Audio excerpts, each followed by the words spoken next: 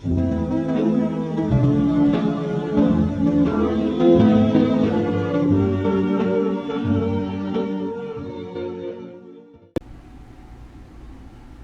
everyone, welcome back to the Retro Horror Academy. My name is Daniel Richardson, and tonight we're going to be looking at the year in horror, 1946. Got a huge night tonight. We got the top 9 horror films from the year, and we got our biggest inducting class in the Horror Hall of Fame. We got 4 people we're inducting tonight. So before we get started, let's kind of just take a look at where we're at in the world of horror. It's 1946. And we are starting to wind down a bit. However, horror's kind of held in a prestigious spot in Hollywood right now. Cat People really did, numbers for it. It really did, not only did it make the money, but critically people were liking it. And so, right now, horror's held in higher regard, but they don't want to call it horror. So Hollywood starts terming coining the phrase psychological thrillers, which is a stigma that we still have today. Whenever A24 releases a horror film, it's like, it's not really horror though. It's more of a psychological. It's like people just refuse to be like, yeah, we're horror fans. Though it is what it is. But just goes to show you, the same issues they were having, we have today, they were having back then as well. So guys, let's look at it. We got 4 people we're inducting into the Horror Hall of Fame.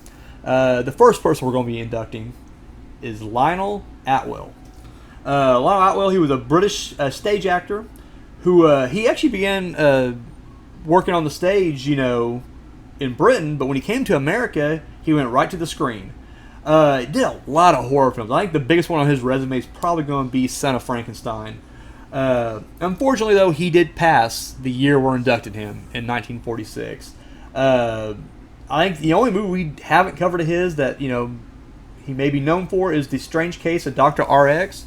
However, the movies that we have covered that Mr. Lionel Atwill has been a part of include Dr. X, The Vampire Bat, Mystery of the Wax Museum, Murders in the Zoo, Mark of the Vampire, Son of Frankenstein, The Gorilla, Man-Made Monster, The Mad Doctor of Market Street, The Ghost of Frankenstein, Night Monster, Frankenstein Meets the Wolfman, House of Frankenstein, Fog Island, and House of Dracula.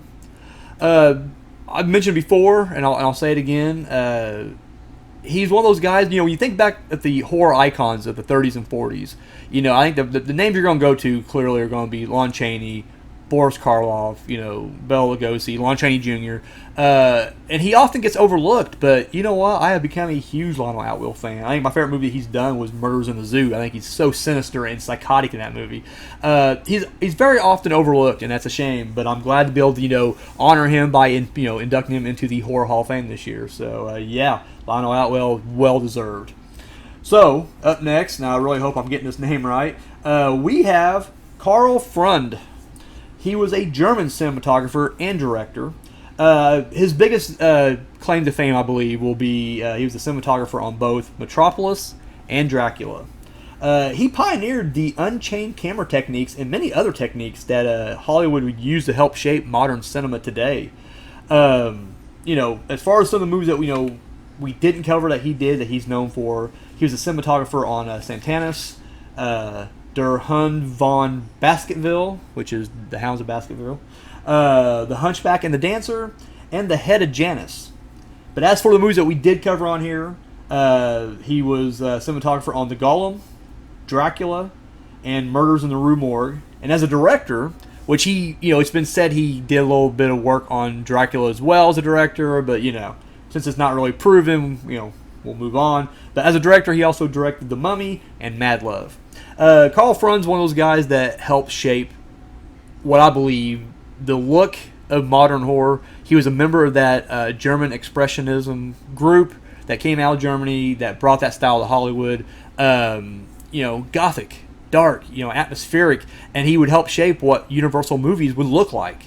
He definitely, and not just, that, but then you add on top the fact that, he was one of these master cinematographers that would work in Hollywood for years and help develop techniques that would help, make movies what they are today. Yeah, this guy definitely deserves his spot in the Horror Hall of Fame. So, up next, the third person in our four-person class, we have H.G. Wells. He was a British writer. He wrote for a wide variety of genres, but we all know what genre gets you into our Hall of Fame here. He was actually known as the father of science fiction, and it's kind of interesting to note that a lot of his work kind of foresaw the advent of certain things such as the aircraft, tanks, space travel, nuclear weapons, satellite TV, and the internet. His major sci-fi books that he's more well known for include The Time Machine, The Island of Dr. Monroe, The Invisible Man, and War of the Worlds. And this guy was nominated 4 times for the Nobel Prize in Literature. I think the only movie we haven't covered that his work was influenced by was The Island of the Lost. But the movies that we did cover on this show would be Island of Lost Souls, The Invisible Man, The Invisible Man Returns, The Invisible Man's Revenge, and Dead of Night. We have a lot of people who have been inducted into our Horror Hall of Fame who really are just one-hit wonders. They would write that one classic horror novel, and boom, you're in. And there's nothing wrong with that. Believe me, I stand by everybody we've inducted into our Horror Hall of Fame. However, this is a guy who didn't just write one, who wrote several materials that have been turned into horror classics. So there you go, H.G. Wells, take your spot among the greats. And our last and final inductee in the class of 1946, James Whale. British director. He's definitely going to be known for directing Frankenstein, The Old Dark House, The Invisible Man, and Bride of Frankenstein. All 4 films are considered classics. Horror classics, movie classics. I mean, outside the genre, it doesn't matter. They're just considered classics. I didn't know this guy was actually, he was in the British Army and was a prisoner of war during World War I. Once he got out of the war, though, he was very interested in theater. And he would actually become an actor and a director of the stage. And then when he came to America, he was directing plays on Broadway.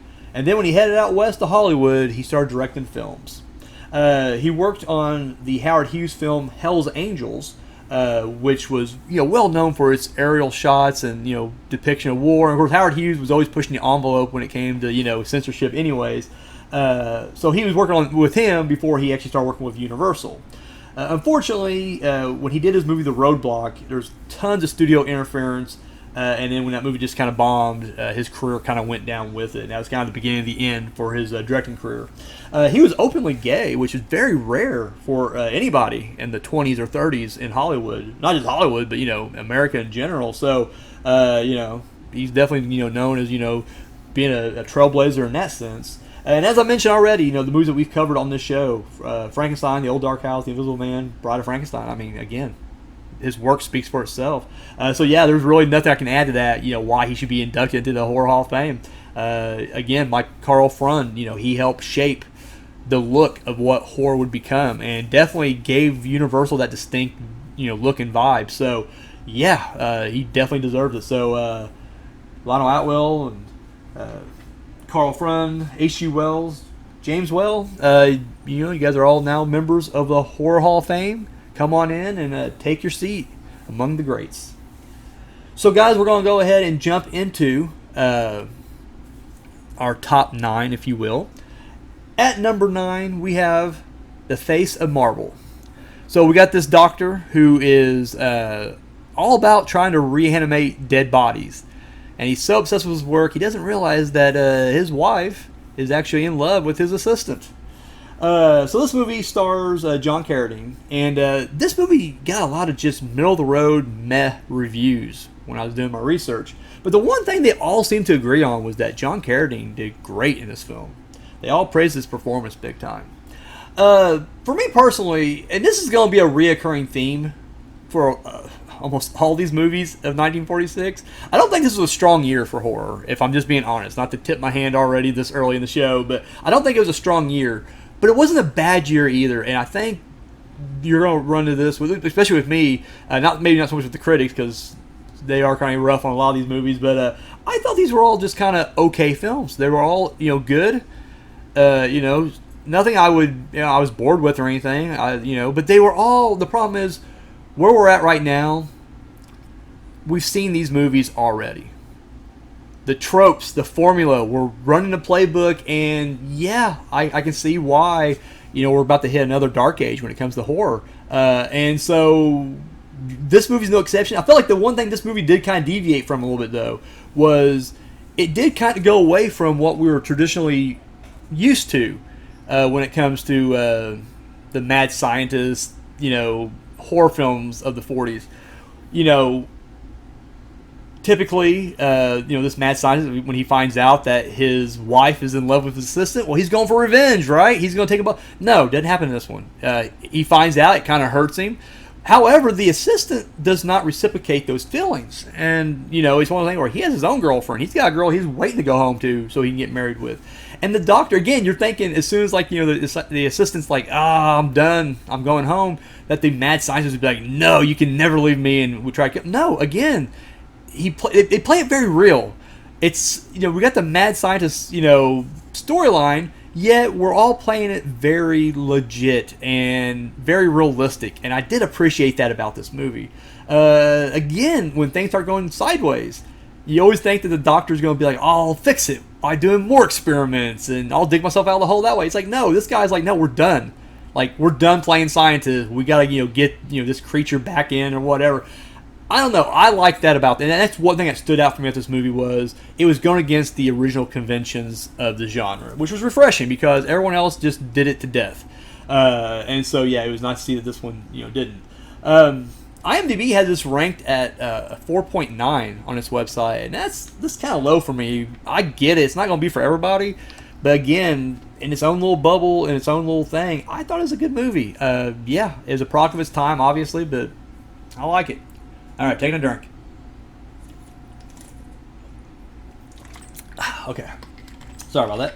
So, at number 8, we have The Catman of Paris. We're going to the turn of the century in Paris. And there's a lot of killings going on. Could it be a man doing this?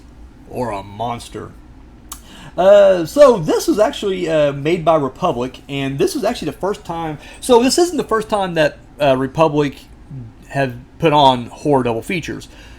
However, that was usually just because, if they're running movies, they just kind of paired up what they had. This is the first time, however, though, they intentionally decided to capitalize on horror because horror was doing so good for not only them, but, at this point, doing pretty good, for everybody else nationwide. They decided they're going to go out and make this double feature. So they actually made this and Valley of the Zombies back to back just to put them out together as a horror double feature with the intention of it being put together. However, this thing came out to really bad reviews. Another thing I thought was kind of odd when I read about this was that apparently, so TV's around the corner. We're in 46 right now. I'm not sure exactly when the TV was invented, but I know they started putting horror films out there mid 50s or so. And a lot of times the studios would kind of package these things together, make bundles, and they would sell their horror films to the stations for TV syndication. However, Republic just didn't have enough horror films, and so they didn't submit any. And so, anyways, these movies came out in theaters and then just kind of faded away for like 70 years. No one saw these movies until basically the advancement of home entertainment became a thing, and then people started kind of dusting off these old reels and converting them over to VHS and DVD or whatnot. So that's kind of crazy to think that if you didn't see The Catman of Paris, or unless if you read the reviews that came out at the time, that's it. You didn't see it until the 90s or 2000s, which again boggles the mind. And of course, as it should go without saying, because of cat people, this is why this movie got made. Like, they clearly went for that. So, again, I like it, but it's the same fucking movie we've seen so many times already. Again, they even kind of brought from the cat people in the sense that, is the main character, is he the Catman who's stalking Paris? The fact that they went with Catman too, so that is the lamest fucking horror moniker I have ever heard in my life. The Catman. That is not scary. That does not invoke horror at all. When I think of Catman, I'm imagining a dude wearing a Catwoman outfit, like the Catwoman outfit of like the 1960s Adam West show. That to me is Catman. I'm sorry if right now if a broadcast came over the radio. I don't know why we're listening to the radio in 2024, but listen to the radio and they're like, a Catman has been released in your town. You know, stay inside. I'm not worried about it. Taking a spray bottle and some catnip with me. Fuck that thing. I'm sorry. You could have called it anything. You could have called, the tiger, the jaguar, the lion. I mean, any fucking feline would work. I would even accept like Siamese killer or something like that, Siamese cat killer. But no, the Catman of Paris, and it sounds so ridiculous. But name aside, the movie itself isn't bad. Again, you've seen it a million times. It's probably why it's getting stale. Horror's getting stale right now. But if you're just watching this on its own, not watching it like we are on this end, marathoning, films from the same year, you wouldn't know. It's just another, cat people ripoff, So, anyways, there it is, the Catman of Paris. IMDb gave this a 5.4. That is what it is, I guess. So we'll go with it. So at number 7, we have Valley of the Zombies. So we got this doctor who basically he's telling his assistant and his nurse that blood's been missing from the fridge, I guess. And anyways, he finds out that a former patient of his that he thought was dead, that he operated on. Well, it turned out that operation went sideways, but the guy survived. But he can only survive on blood. In essence, I guess he's like a vampire in a way, not necessarily a zombie. Even though zombies at this time aren't the reanimated zombies, they're voodoo zombies. So yeah, he's just a ghoul, I guess. I don't know. Anyways, so this guy ends up killing the doctor, and then it turns out this dude's brother is going to try to frame him, but then he kills his brother too. And then, of course, it turns out that the assistant and the nurse ends up, kind of discovering the body, and then they decide to investigate, which leads them to a house in the middle of nowhere, and the girl gets kidnapped, and we're off to the races, if you will. So this movie got really bad reviews when it came out, but the funny thing is, it's like the main reason for the bad reviews back then was not necessarily the fact that, people thought the movie was bad or cheesy or whatever the case is. They were pissed that there was no zombies in this thing. We were promised Valley of the Zombies. I don't know if you expected an entire valley just filled with zombies. And again, we're not talking about the flesh eaters. We're talking about, voodoo zombies. But still, none. There's zero zombie in this movie. Again, unless you count the one reanimated guy, which again, we didn't really correlate that with zombies back then. So it's like, yeah, no zombies. So people were pissed. Reviews today seem to still be bad. Like, people still don't like this movie. But I did notice that the one thing that kind of did turn around for this film was people were praising the acting and the look of the film. So, it's got that going for it. Ian Keith, who plays the villain in this movie, I read this, thought it was kind of interesting. Apparently, he was actually considered momentarily for the role of Dracula before they decided to go with Bela Lugosi, which is kind of crazy to think about, but, it is what it is. And then, I mentioned this earlier, Republic made this with the Catman of Paris to do its first horror double feature, or intended horror double feature. So, again, I like this movie. Nothing majorly special. We've seen it a million times before. In fact, there's a trope in this one I noticed that kind of we see a couple more times on this list from this year. Of the cops kind of know who did it, or they think they know who did it, and so they got these people who are wrongly convicted or accused, and so now these people are having to try to clear their own names. And this happens a couple times. In this movie, one thing I really liked about this was the back and forth between the assistant and the nurse. I thought that the two main characters. And again, it's 40s, so it's a time era. So it took me back to like the old gangster movies or old. I mean, not even gangster, like crime movies. The G-men, the fast-talking secretaries, and the reporters. It had that snappy film noir kind of talk to it. And I don't know, I like that in this. I thought it worked very well. And so, but again, like I said, we see that happen a couple more times this year, where it's like, yeah, someone's been convicted or been accused, and they have to clear their own name. So not only are they having to race away from the cops, but they also got to stay one step ahead of the killer as well. So and that, it falls into that. Again, not a bad movie. I just think it gets kind of a bad rep because of the time that it was released in. So this movie on IMDb has a 5.2. Yeah, is what it is, I guess. So we're gonna move on now to number 6, a movie called The Spider-Woman Strikes Back.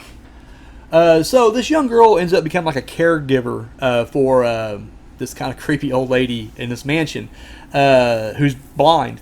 However, it turns out that woman's not blind, and she's been kind of sneaking into that girl's room every night to drain some of her blood to feed it to her plant. She has this weird like Venus flytrap bloodthirsty plant thing. So, the actress in this movie, the one that plays the Spider-Woman, if you will, she was played by actress Gail, see if I get his name right, Sovngarde. Anyways, that's the same actress who played in the Sherlock Holmes movie, The Spider-Woman, and also played by Gail Sovngarde. So, thing is, there's no real connection between the Spider-Woman and the Spider-Woman Strikes Back. However, if you go on IMDb, it does have this movie listed as a spin-off to the Spider-Woman. And then when I looked back and did my research, it turns out that Universal was literally promoting this as a sequel to the Spider-Woman. However, she doesn't even have the same name, the Spider-Woman. She two different, it's the same actress, but it's like two different names. Now, I will make the connection here. If you did watch the Spider-Woman, you'll notice that she never died at the end of that. She's just arrested. And she even walks out on her own, like, because, Sherlock Holmes had a lot of respect for her and was like, no, she'll go quietly with you guys. And she does. And I'm thinking, okay, so she escapes because she was clearly a mastermind. She, was pretty formidable against, battling wits with Sherlock Holmes. So, of course, I could see this. He escapes prison. And then, she had some family money. Goes back to the old house. Decides to lay low and becomes the Spider-Woman. So, it's a stretch. Gotta make it sweaty, but it can work. Turns out Universal was actually planning on doing a series of these Spider-Woman movies. She was going to be the next villain. I guess their next big, Universal monster, if you will. However, I guess the flop of this just kind of killed any chances of that. In fact, this is actually the second character from Sherlock Holmes to get a spinoff. The first one being the Creeper, played by Rondo Hatton, who also plays in this movie, oddly enough. He was the Creeper in The Pearl of Death, and he actually got his own little series after this. So, kind of odd, it's funny when horror first started, for the most part, they were just going back to old books or whatever, and now they're just like, Sherlock Holmes worked, let's take his villains and make them horror movie villains. Yeah. Turns out the director, Arthur Lubin, did not like this movie. In fact, he hated it. And even tried to quit. However, he was under contract, and the studio threatened to put him on suspension had he tried to walk out. So, there you go. And I read a couple, now these are just opinions, obviously, but I did read a couple of sources that said that this movie got blamed for killing off Universal's second horror cycle. And we'll see that, because next few years are going to be pretty dry as far as Universal output. Not just Universal, but just horror in general. Do I think should get the blame for killing it off? Probably not, but it is what it is. Take a drink.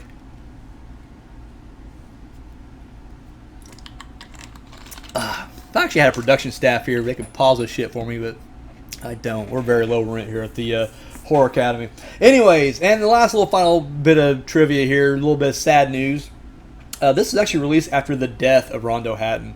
Rondo Hatton, he was always considered, they always try to market him as the universal monster who doesn't need makeup. He had some kind of rare disease that made him, it's almost like giantism. Like, he was big and hulking, but it was some kind of weird bone disorder. That's why his face looked like it did, and his, hands and, shoulders were, huge or whatever. And so, anyways, he was, villain in the Sherlock Holmes movie, guy's own spinoff, was in this movie, and so it's one of those things where it's like, I don't know, it's one of those things where a lot of people look back and discuss, they're like, oh, they were exploiting him,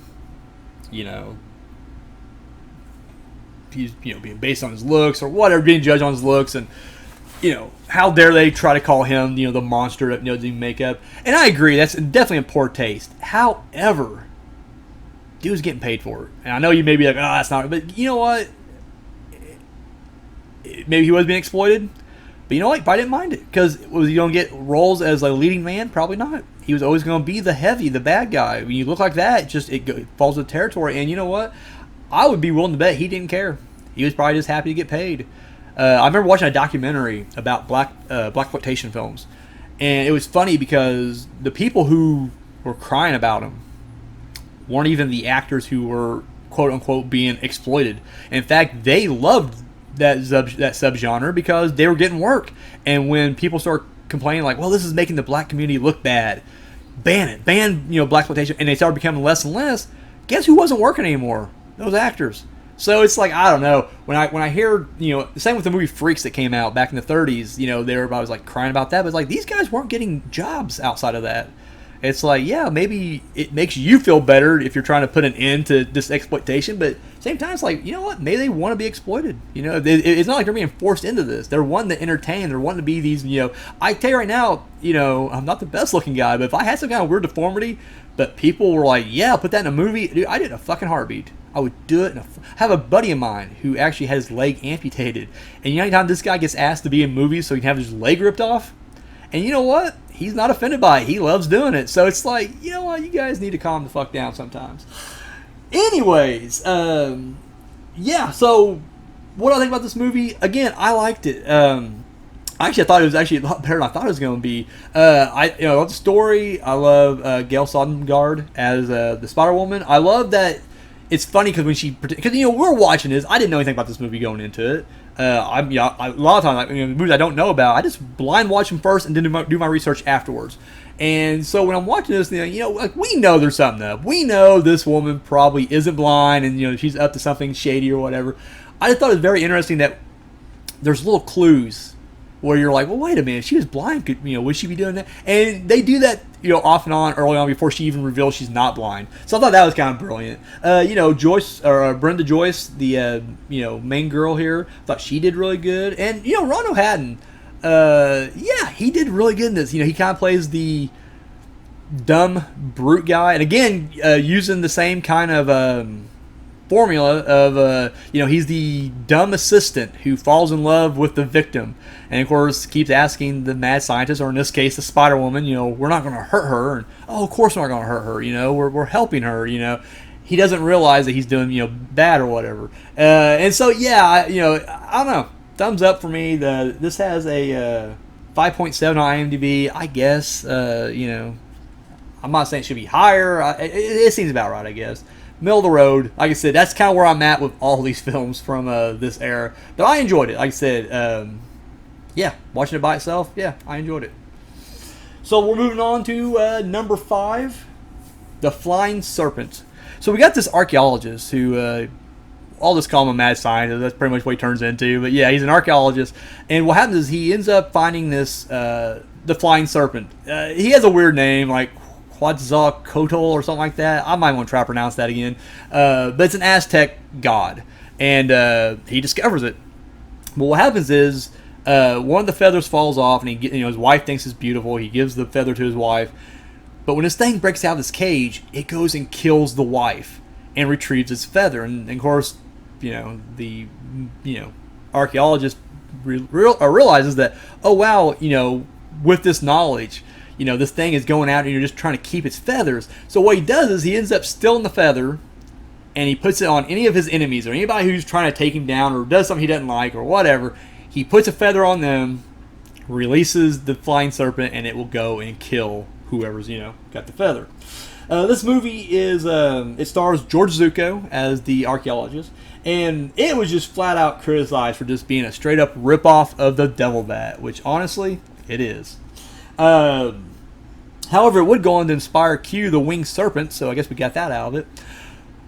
You know what? I liked it. Much like, we talked about Lionel Atwill earlier, and how he's kind of an unsung hero and a hidden gem in the pantheon of horror icons from this era. I believe George Zucco's the same way. I feel like he's got another one of these kind of underappreciated actors from this era who, perfect for those mad scientist roles as well. He just never was as high profile as Boris Karloff or Bela Lugosi, unfortunately. However, George Zucco does great in this. And yeah, like I said, to me, it rips off Devil Bat. I always call these kind of movies the Abominable Dr. Fives film. Because it just always reminded me of that, where the guy who, regardless of, maybe not in this situation, because this archaeologist is a bit of a dick the whole time. Like, he never does have any good reasons for what he's doing. Unlike in The Devil Bat, even though he's not doing it for the right reasons, you can see why he thinks he's justified in doing it. And Dr. Fives was always the same way. Like, he would always, he found a way to exact revenge and take his victims out one by one. Same way they did it in The Invisible Ray, same way they did it in The Devil Bat, and same way they did it here in The Flying Serpent. So I'm giving it a thumbs up. I even, people knock or cry crap on the creature. I was like, it is what it is. I was expecting it to be bigger for some reason. Like, I guess I was expecting Q, the winged serpent. Like, even though this is an old 1946 film, I guess I was expecting it to be, I don't know, a lot of camera tricks, but I just thought it'd be a massive dragon type thing. However, it's not. It really is like The Devil Bat, just kind of a big dog on a string attacking everybody. This movie has a 4.8 on IMDb. Again, I get why people don't like it, but I enjoyed it. I'm giving it a thumbs up. So, yeah. Flying Serpent. So, that brings us down to number 4. And that is Devil Bat's Daughter. So, you got this psychiatrist who's, he's got a girlfriend. He's married, but he's got a girlfriend on the side. And so, he's wanting to get rid of his wife and kill her. And so, basically, he ends up taking one of his patients. And starts drugging her and convincing her that she is this killer.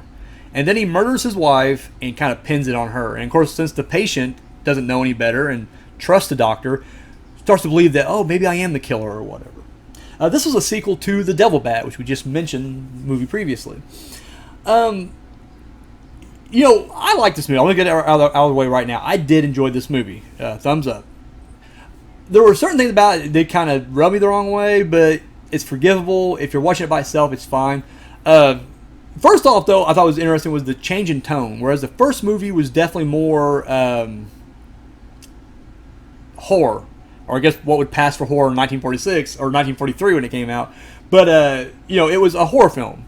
This is definitely more like a psychological, I know I used that term earlier and put my nose up at it, but it really does take more of a psychological approach to it. So it's more psychological horror than just out-and-out horror.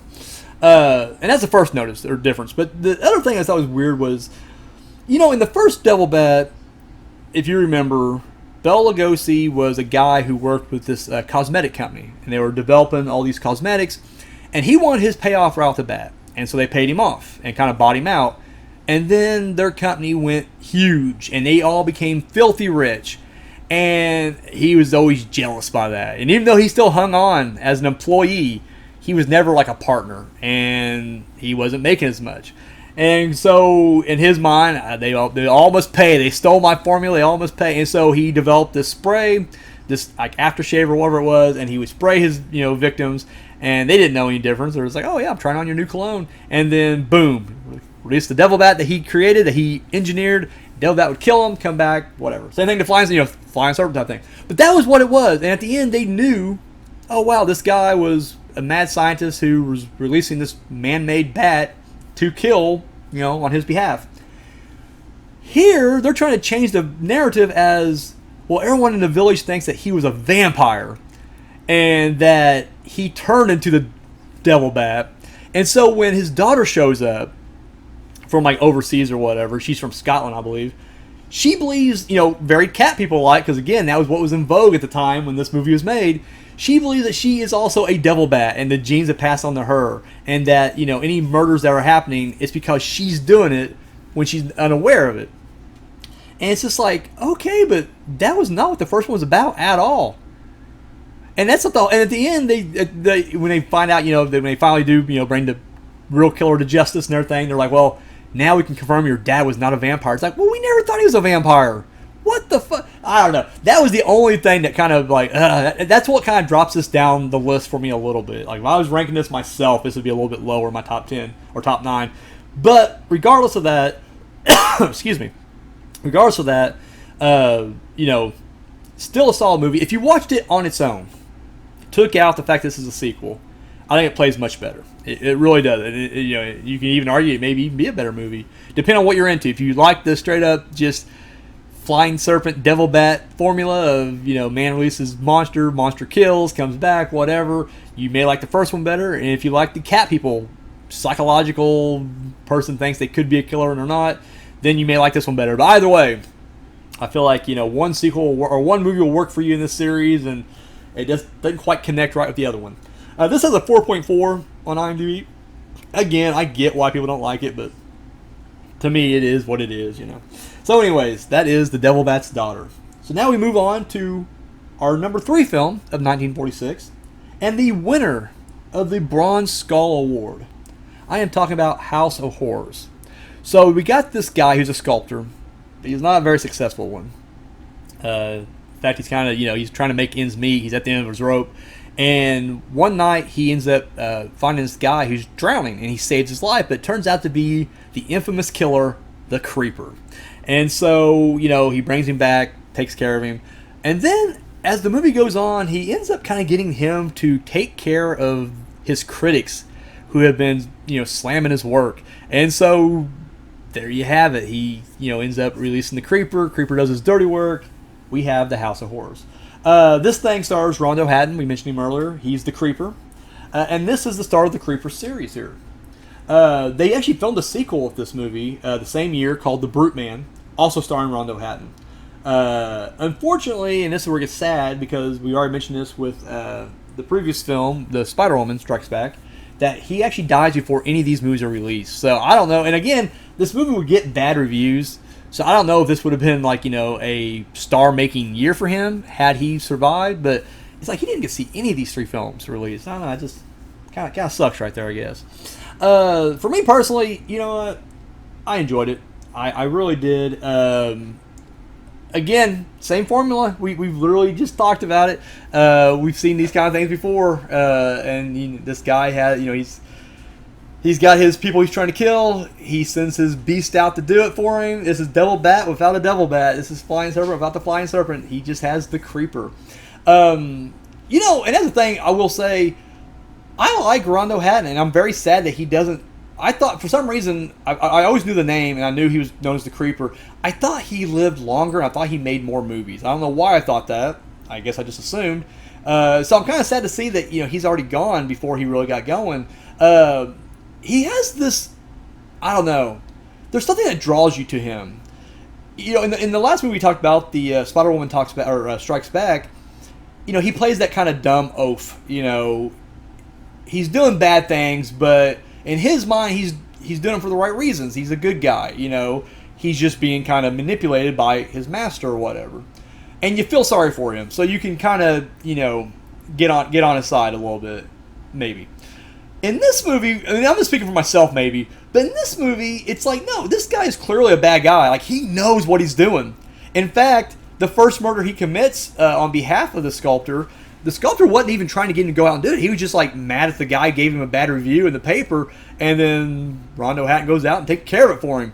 And so it's like Rondo Hatton, the Creeper, he's a killer, and he knows he's a killer. He tells him, don't scream. He doesn't like to scream it, and then he kills him. And yeah, for some reason, I don't know, I like this guy. I'm kind of, rooting for him on the side. Anyways, but yeah, I think he makes for a great, fantastic character, and he's a good actor in these things. I like him. I mentioned earlier that there's another formula that we're using of people who are being wrongly accused and having to try to solve the mystery themselves to try to clear their name and get their innocence or claim their innocence. And we get that here as well. A rival sculptor, if you will, is kind of in the crosshairs of the police, so they're investigating him, and he's looking guiltier by the moment. And so it's just one of those things where it's like he's trying to clear his name, and of course his girlfriend, who's a reporter, she's out and about, and it's like, so it's very much the same formula as the previous movie we were talking about, blanking on it already, Valley of the Zombies, sorry. And so it has very much that same, kind of thing. And again, I don't know, I like that. It adds a different dynamic to it. I like that, again, as the cops are circling in on these guys, they're trying to stay one step ahead away from the killer. It works. So, IMDb gave this a 6.1, and I agree, that seems about right, actually. That's pretty high. And yeah, thumbs up for me. So yeah, The Creeper, winner of the Bronze Skull Award. Or not The Creeper, sorry, House of Horrors. So we're now moving on to our number 2 film, the winner of the Silver Skull Award of 1946, and I'm talking about She-Wolf of London. This young girl who's about to inherit like her entire family's fortune thinks that she may actually be a werewolf and may be responsible for these deaths that are happening in this park that's like near their house. So this thing is directed by Gene Yarborough, who he's done a bunch of work within the horror community. He just did the last movie, House of Horrors. He directed that as well. I think he did The Brute Man as well, if I'm not mistaken. Anyways, he directed this, and then we got June Lockhart of Lost in Space fame as the main girl here. Apparently, just some notes I picked up here when I did my research. The actors were complaining about the fog machine on the set, and any scene that had them outside talking in the fog, I guess it was really difficult to do their scenes because they kept wanting to cough during the takes, and so they had to struggle with that off and on throughout the movie. June Lockhart apparently had a lot of fun on this movie. She didn't think the movie was that good or her performance was that good, but she said she had a lot of fun, so I guess it's got that going for her. The reviews were pretty mixed when this thing came out, actually. And then, interesting enough, when I started reading reviews from today, they get worse. And that's always kind of funny because usually it's like the opposite, where people are just like, well, okay, it got shit on back then, but here's the good things about it. Not in this case. This is like, no, this is actually worse than they said it was back then. This was actually put on a double bill with the Cat Creeps, so that was a double feature from Universal around this time. So here's the funny thing about this movie is I actually saw this before and did not remember a single thing. In fact, I didn't even know I saw this movie. So as I'm doing my research, I watched it and everything, and even when I watched, like, nothing clicked, nothing was like, oh yeah, I remember. No, nothing. I watched it for the very first time, and then I found out like this was in the box set for the Universal Legacy collection, and it was the Wolfman box set, and I was like, oh shit, like I had that, and then I'm like, yeah, that was on there, and I watched everything on that movie. It's possible maybe I missed it, but that's not like me. I don't normally miss stuff like that. So yeah, I saw this first time, and it was just so unremarkable that it passed me by. Again, this movie, I liked it. I thought it was good. I thought the acting was good, but at the same time, this is the cat people again. Instead of a cat person, now it's a werewolf. She thinks she may be a werewolf, and the thing is, like, we've seen this so many times that I'm already cracking this before the first couple of scenes. Like the first 2 scenes go by, and I'm just like, okay. She's not a werewolf, and I bet her aunt's behind it. And sure enough, that's exactly what it is. Her aunt, and I knew right from back the get-go because they're like, the aunt's like, oh yeah, we're not really related to her, and she's gonna get all the money. And it's like, okay, you're doing it for the money. And then guess what? This is like, well, not necessarily for the money. She wanted the money for her daughter, but she was a housekeeper at this house for years. She just wanted the house. But the money goes with the house, and but it is what it is. Anyway, so it's just like, yeah, as I'm watching this movie just rounds out, I'm like, well, this is what the movie's gonna be, and it turned out to be exactly that. So again, I keep saying that horror is getting stale, and yeah, that's exactly it. But again, not a bad movie, I don't think. I think it's a good movie, just in its own little bubble. In fact, I liked it better than the Werewolf of London with Henry Hall. I just did not like that movie, so I liked it better than that. But yeah, either way, She-Wolf of London. Silver Skull Award. It got 5.2 on IMDb, and yeah, we'll go with that. That seems about right. That seems fair. So now we're going to go on to our number 1 horror film of 1946. This is the winner, recipient of the Golden Skull Award. I'm talking about The Beast with 5 Fingers. Going back to the turn of the century, this time in Italy. And yeah, we got this guy who, he's a dick. Guy just unpleasant. But he's a former pianist, and unfortunately, due to some kind of disease, he's wheelchair bound and his hands are all fucked up, so he can't quite play like he used to. However, dude's really into the occult. However, he gets murdered. Who done it? There we are, The Beast with 5 Fingers. This is written by Kurt Sidomak, big name in horror, and starring Peter Lorre.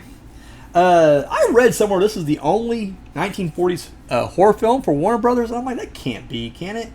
But I haven't done my research. I haven't went back and looked to verify that. So if anybody knows out there, save me the trouble and let me know. Is this the only horror movie from Warner Brothers in the 40s? But I do know for a fact this is the last Warner Brothers movie for Peter Lorre. He would no longer work for a studio after this film. Contract's up, went somewhere else. This movie actually got mixed positive reviews. It was well received when it came out.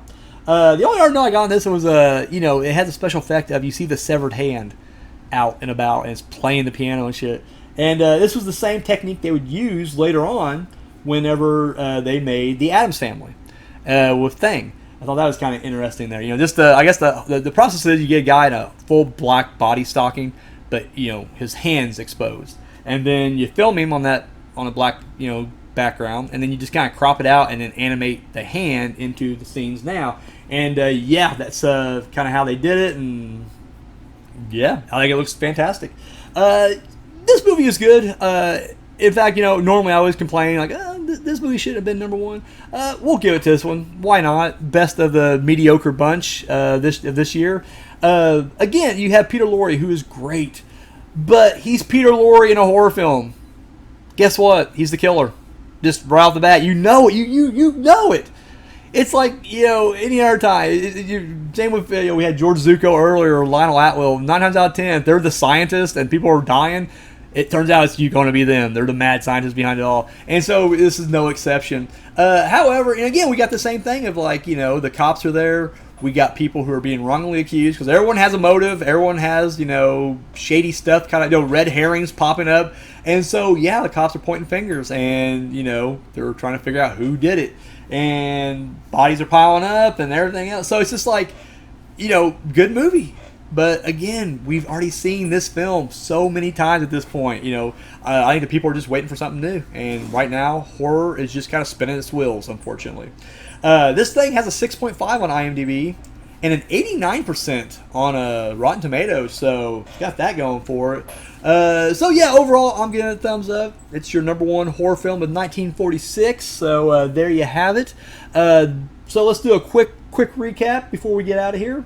In the Horror Hall of Fame, we had Lionel Atwill, Carl Freund, H.G. Wells, and James Well inducted as the class of 1946. And then our top 9 was The Face of Marble, The Catman of Paris, Valley of the Zombies, The Spider-Woman Strikes Back, The Flying Serpent, Devil Bat's Daughter, and then the winner of the Bronze Skull Award, House of Horrors, the winner of the Silver Skull Award, She-Wolf of London, and the winner of the Golden Skull Award, The Beast with 5 Fingers. So I want to thank you guys for joining me. This has been the Year in Horror 1946. On behalf of the Retro Horror Academy, my name is Daniel Richardson, and you're dismissed.